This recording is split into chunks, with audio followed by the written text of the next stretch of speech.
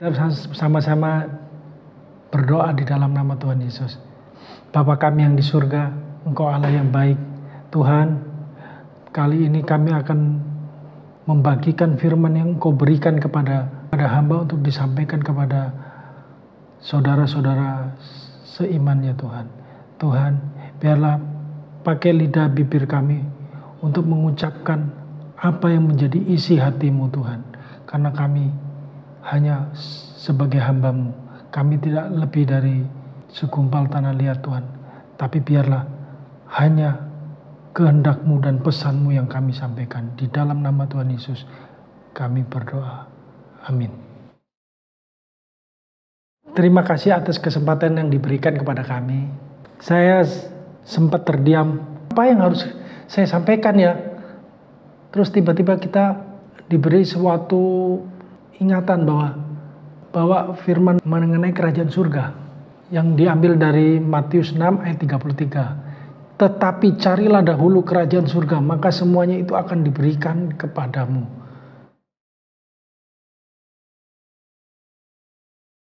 Sebelum ini kita harus berpikir dulu, kenapa di ayat ini tertulis tetapi? Berarti ada sesuatu. Kenapa Tuhan Yesus berkata begitu? Mungkin disebabkan karena kekhawatiran kita. Semacam yang ada sekarang itu kekhawatiran tentang hidup, apa yang kita makan, apa yang kita pakai.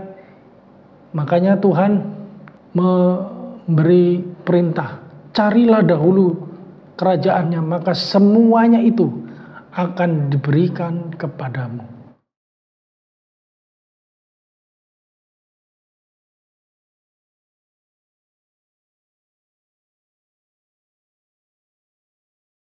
Saudara-saudara, coba kita pikirkan, carilah dahulu kerajaan surga. Apa yang ada di benak kita?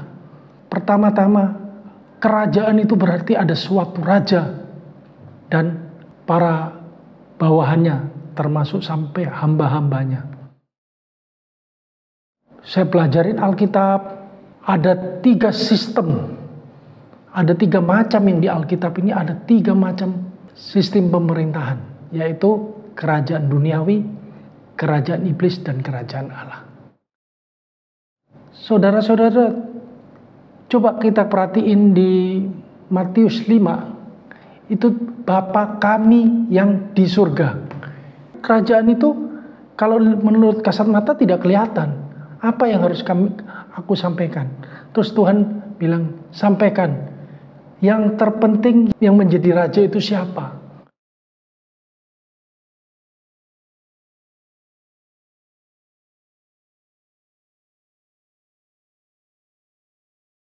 Yang menjadi raja dipastikan harus Allah.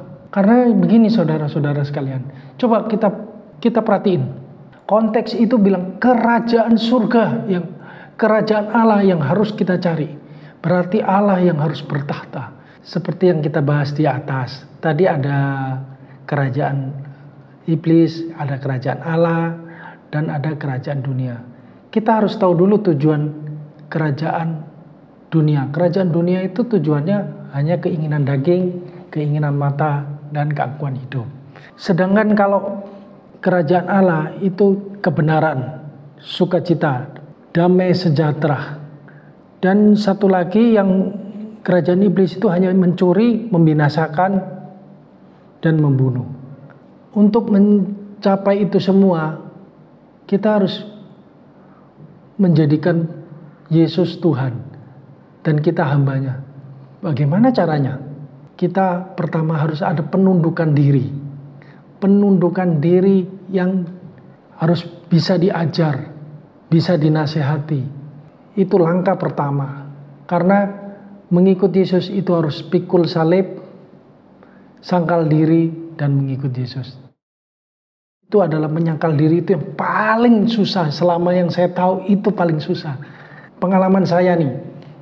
Kalau Tuhan berfirman kepada saya secara pribadi, pasti kita itu ada yang melawannya. Itulah yang harus kita tundukkan dulu. Kehendak Allah yang harus kita utamakan.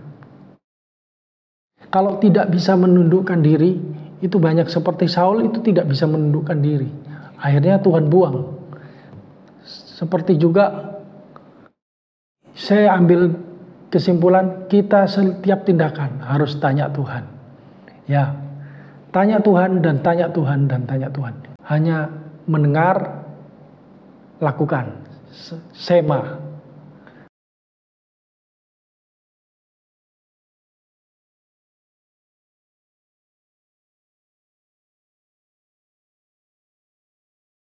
Kita tidak bisa mendului Tuhan. Oh, kita mestinya begini, mestinya begini.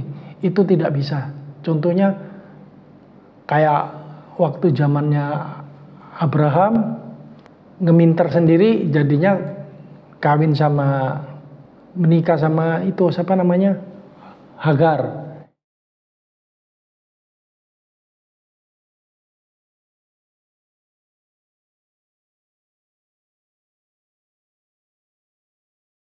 Terima kasih.